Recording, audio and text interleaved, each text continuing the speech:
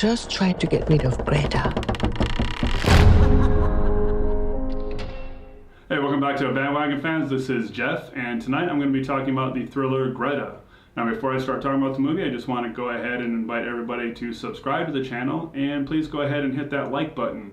I do this because I enjoy it. I enjoy talking about movies often more than I like the movie itself, and really welcome you to also leave comments so that we can maybe start up a little dialogue, and you can share your thoughts about these movies. Now, before I actually start talking about the movie itself, let's go ahead and enjoy some highlights from the trailer. Would you like a cup of coffee? You've been so kind. I don't get many visitors here. I've been so lonely since my daughter left. Well, I could help you. My mom actually used to say, I'm like chewing gum. I tend to stick around. Where are the candles? In the cabinet.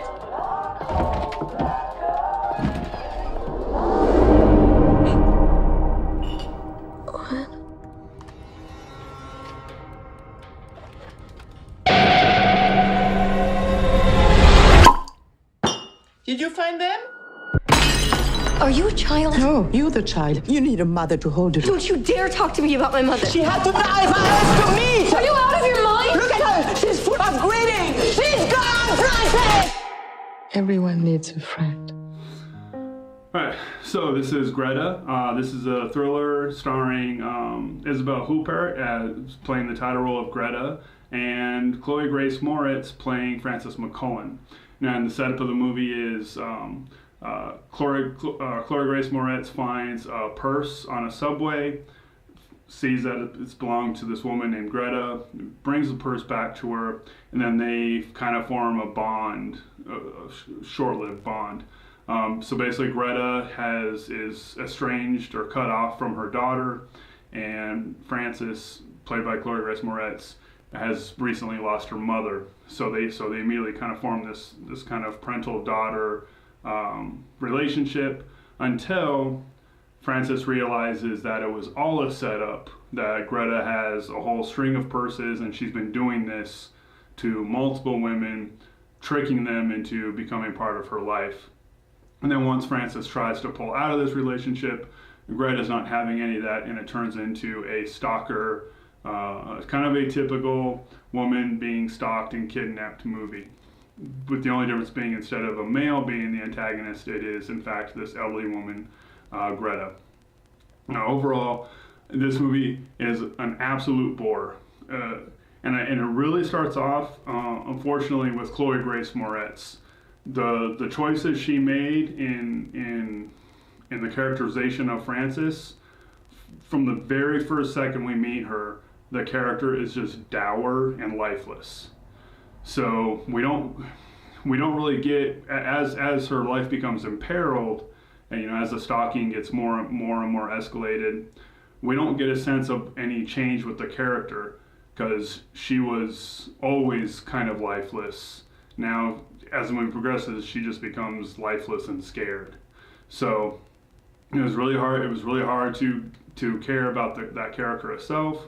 And the movie just overall just didn't build up enough tension to overcome those initial acting choices. There was a few moments where there was some decent tension built up, but by and large, this movie was an absolute bore.